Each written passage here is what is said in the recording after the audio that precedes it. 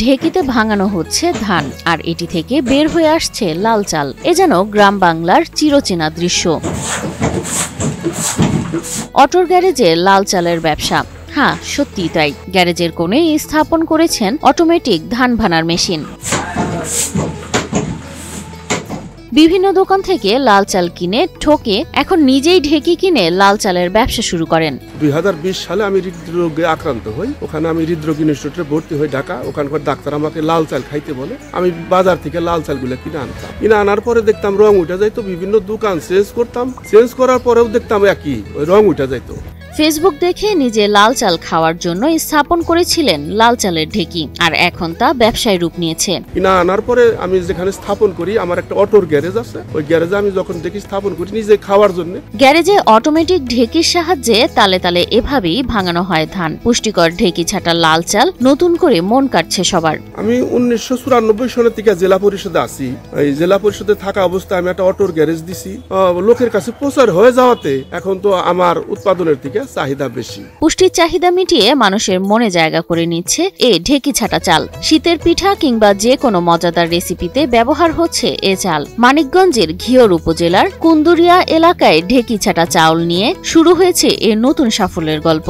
ঐতিহ্যবাহী এই চাউল এখন ছড়িয়ে পড়ছে সারা দেশে। আমি যেহেতু কর্মজীবী মানুষ, আমি তো ওখানে যাইতে পারি না। আমি অনলাইনে বিক্রি করি। আমার কাছে যখন গ্রাহক অর্ডার করে তখন আমি মেসেজটা আমি ওই ঢেকি ঘরে পাঠাই দিই। ওখান থেকে কুরিয়ার সার্ভিস দেয়, চালগুলো নিয়ে আসে। আমি সারা বাংলাদেশ 40টার বেশি জেলায় আমি এই চাল সরবরাহ করে থাকছি। মানিকগঞ্জের ঘিওর উপজেলার কুন্দুরিয়া এলাকার লাল চাল এখন যাচ্ছে ঢাকা, চট্টগ্রাম, কুমিল্লা সহ দেশের নানা প্রান্তে। অনলাইন মাধ্যমেও বাড়ছে বিক্রি। তখন ফেসবুকের মাধ্যমে দেখতে পেলাম যশোর একটা ঢেকি বিক্রি করে, ইলেকট্রিক ঢেকি। আমি যশোর যাই ইলেকট্রিক ঢেকি কিনা আনি। প্রাকৃতিক উপায়ে তৈরি এ ঢেকি ছাটা চাউল শুধু সুস্বাদুই নয়, ইউনিভার্সাল কার্ডিয়াক হসপিটাল, আপনার হৃদয়ের আরো কাছে। এতে আছে বেশি পুষ্টিগুণ ও সম্পূর্ণ ভেজাল মুক্ততা। তাই দিন দিন বাড়ছে এর জনপ্রিয়তা ও বাজার চাহিদা। ভেজাল মুক্ত লাল চাল পেয়ে খুশি ক্রেতারা। এদের মারও ভালো, শক্তিশালী, আর বাঙ্গাইনাটার মার না একবার পানির মতন, আর এদের মার দরবার সঙ্গে খাইতেও ভালো মজা।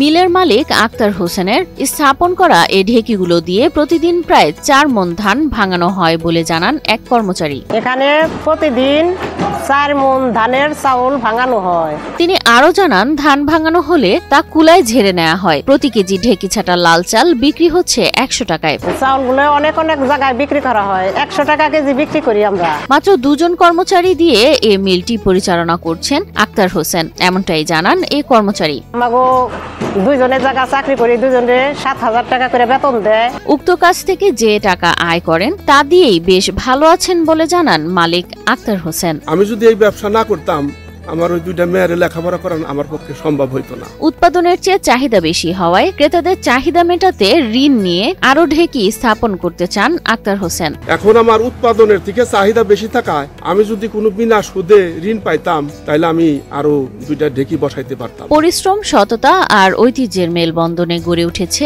এক ক্ষুদ্র উদ্যোগ, যা শুধু মানিকগঞ্জ নয়, সারা দেশের মানুষের আস্থার নাম হয়ে উঠছে এ ঢেকি ছাটা চাল।